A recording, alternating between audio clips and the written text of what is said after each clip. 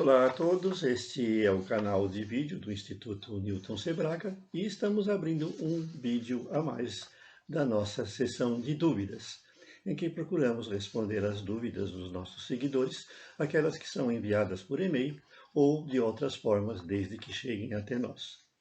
E assim nós passamos, nesse vídeo, a responder uma série de dúvidas selecionadas por um tema que é realmente que suscita uma das maiores quantidades de dúvidas nos nossos leitores, que é justamente o capacitor. Capacitores sempre são componentes que, na hora de usar, na hora de ler valores, na hora de interpretar suas características, podem ser bastante problemáticos para muitos que não têm grande experiência e mesmo para aqueles que têm experiência. Assim, uma das perguntas que nós recebemos é sobre os capacitores usados em fontes de alimentação sem transformador. Por que não é recomendável usar um capacitor numa fonte sem transformador de mais de 1 ampere? O problema é o seguinte: os capacitores nas fontes sem transformadores, eles se comportam como resistências, apresentando uma reatância capacitiva. Eles se comportam como uma resistência à corrente alternada. E essa resistência depende do tamanho deles, da sua capacitância. Assim, quanto maior for a intensidade da corrente que precisarmos numa fonte sem transformador, maior deve ser o valor do capacitor usado. E a gente verifica na prática que acima de 1 ampere, o capacitor já se torna um componente problemático, porque ele tem que ser um capacitor grande, ele tem que ser um capacitor de vários microfarads. Isso já se torna alguma coisa não muito conveniente, porque cresce o seu valor, cresce o seu tamanho e cresce o seu preço. Então, chega o ponto em que seria conveniente nós termos outro tipo de configuração para a fonte. E isso começa a ocorrer justamente em torno de 1 ampere. Assim, para correntes maiores que 1 ampere, não se recomenda utilizar a fonte sem transformador tradicional, que se baseia na reatância capacitiva de um capacitor. Mesmo porque ali a gente não pode usar também eletrolítico, porque o capacitor tem que ser despolarizado. Uma outra pergunta muito interessante que recebemos é: por que eu devo usar um capacitor com pelo menos 200 volts de tensão de trabalho quando a fonte que eu vou usar ele, ou o circuito que eu vou usar de uma rede de corrente alternada, é de 110, na realidade 127 volts, que é a nossa tensão.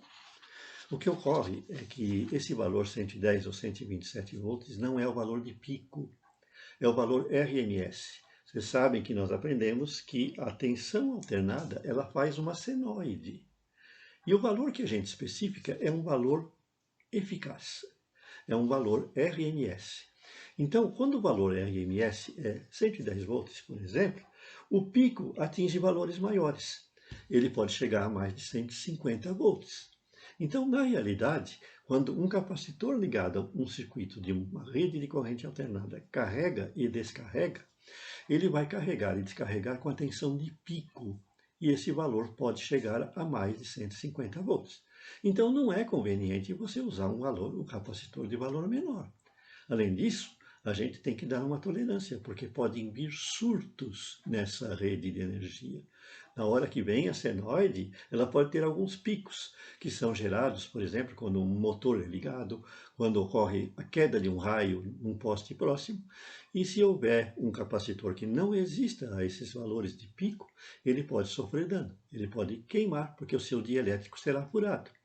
Então, uma prática comum é a gente dar uma boa tolerância. Então, se a rede é de 110, a gente vai usar um capacitor de pelo menos 200 volts.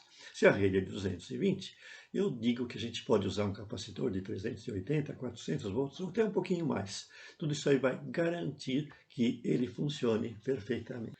Uma outra dúvida vem de um seguidor nosso que restaura aparelhos antigos ou que de vez em quando gosta de procurar placas velhas em depósitos ou em sucatas e aproveitar componentes. E ele se deparou com um capacitor como esse aqui. É um capacitor Cherry de 0,5 microfarads por 600 volts. Vocês podem ter Um outro aqui semelhante a esse, vocês têm aqui, que também é um capacitor Sherry de 1000 volts, e a capacitância dele é também de 500 nanofarads, meio microfarad.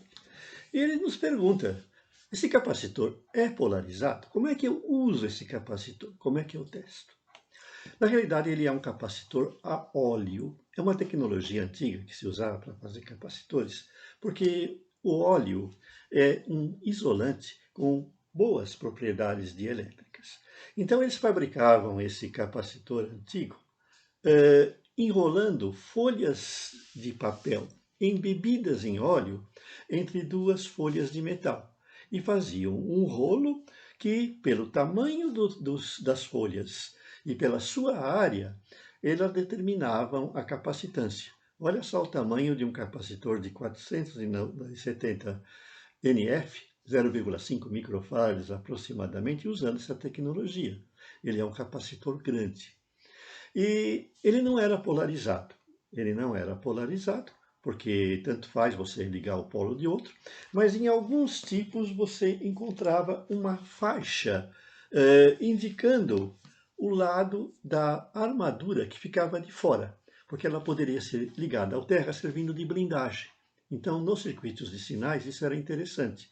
Então, aquela faixa, ela não indica a polaridade, ela indica a armadura externa. E esses capacitores, é lógico, se você abrir um equipamento antigo e retirar, você pode ter uma surpresa ao testá-lo, porque ele vai estar ruim. Ele vai estar sem capacitância. Por quê?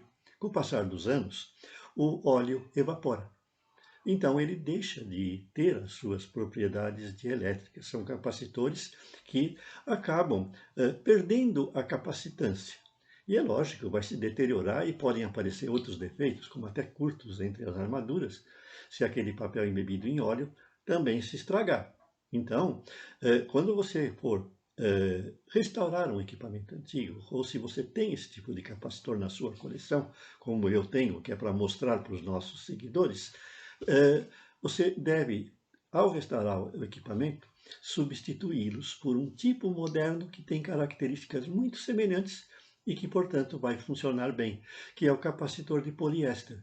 Você pode usar um capacitor de poliéster do mesmo valor e da mesma tensão, caso você vá restaurar um equipamento antigo, porque esse tipo a óleo, vocês também vão encontrar alguns que são brancos desse tipo de capacitor, que são capacitores de papel, em que o dielétrico é uma folha de papel, por tipos equivalentes modernos, como o capacitor de poliéster.